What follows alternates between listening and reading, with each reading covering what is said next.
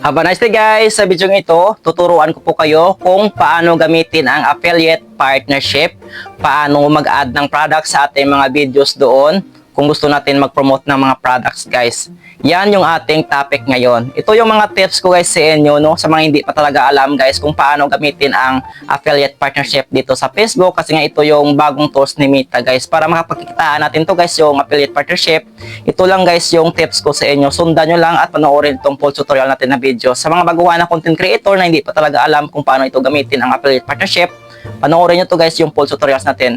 By the way guys, kung bago ka pa lang sa channel na to, please subscribe naman yung YouTube channel ko at i-click na rin ang notification bell para palagi kang updated sa mga bago kong tutorials. At i-follow na rin po tong aking main account guys na Totoo Fred para palagi din kayo updated doon sa mga bago kong videos na i-upload. Alam mo guys, excited na kayo mapanood itong ating tutorials, kaya wag na natin liguin pa. So mag-screen recording na po tayo guys. Okay guys, tuturuan ko naman kayong araw na ito kung paano gamitin ang affiliate partnership dito sa Facebook. Kung paano tayo mag-add ng product sa ating mga videos na pinopromote dito sa affiliate partnership. Una guys, buksan nyo lang yung inyong Facebook application. And then dito guys, pupunta lang po kayo dito sa What's on your mind. Click lang natin dyan. At hahanapin lang po natin dito yung video na ipopromote natin. So, ito po yung products na i-promote ko. Ayan guys. So, lagyan lang natin dito ng description. So, ito guys yung ating title. Lagyan na natin dito ng hashtag, affiliate partnership. Okay na yan guys. And then, next lang natin. And then, sa add title, lagyan na natin ulit. So, ayan. So, yung thumbnail naman natin guys, palitan lang natin. So, magsiselect lang tayo dito guys ng thumbnail kung ano yung gusto natin na ilagay na thumbnail. So, tulad nito guys, ito yung ilalagay ko na thumbnail. Ayan guys, kapag nakapag-select na po kayo ng thumbnail, save nyo lang. Dito guys, sa add to playlist, maghahanap lang ako ng playlist. So, dito, my Shopee haul unboxing. Select ko lang yan. And then dito guys, sa see more setting, click nyo yan. And then sa earn money, select nyo yan. Ito guys yung paano mag-add ng products dito sa affiliate partnership. Dito guys sa add product links, click nyo yan. And then dito guys, meron na po ako mga added na favorites ko na products, no? So pwede din po kayo dyan mag-add ng products na favorites nyo guys. And then dito guys, see all products, click lang natin yan. At ito, select natin products. And then search lang po natin dito kung ano yung products na i-promote natin doon sa video natin.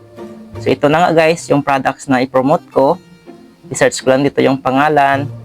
So, ito guys, yung lumalabas, no? Ito yung mga products na ipopromote natin. So, ayan. Ito yung mga commission natin guys. Merong 5%. Meron 8%. Nakadepende din po. So, maghahanap lang ako dito guys na mas malaki yung commission natin.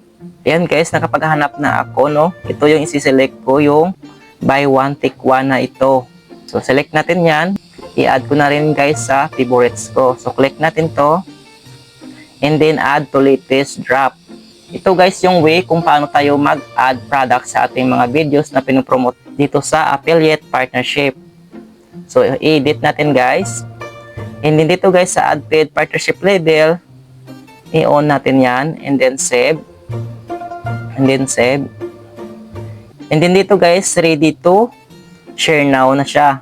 So, share na natin. Hintayin lang natin guys na ma-upload ito. So, running copyright scan na siya guys. Uploading na siya.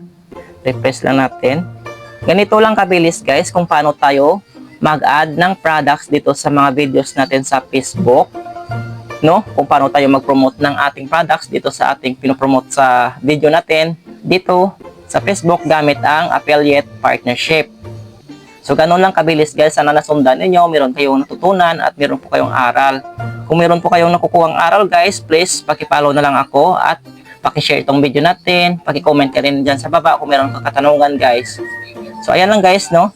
Sana meron po kayong napulot na aral. So, ito na guys yung video na na-upload natin. Tingnan lang po natin. Ayan guys. Check natin sa comment section. So, dito guys, makikita mo dito sa comment section yung Shop Now. So, dyan na po mismo kayo makiklik, dyan na po kayo mismo mag-direct na i-click or i-check out ninyo para bumili po kayo. Once may bumili po ng products natin na nilink po natin sa ating mga video, meron na po agad kayong commission doon sa Shopee affiliate ninyo. Tuturuan ko din po kayo guys kung paano mag-add ng products doon sa Shopee. Kung paano po mag-Shopee affiliate doon. So, ayan guys, no, ito lang yung video na ituturo ko sa inyo ngayong araw. Sana meron po kayong talagang nakukuhang aral at meron po kayong idea kung paano mag-add ng products, paano gamitin ang affiliate partnership.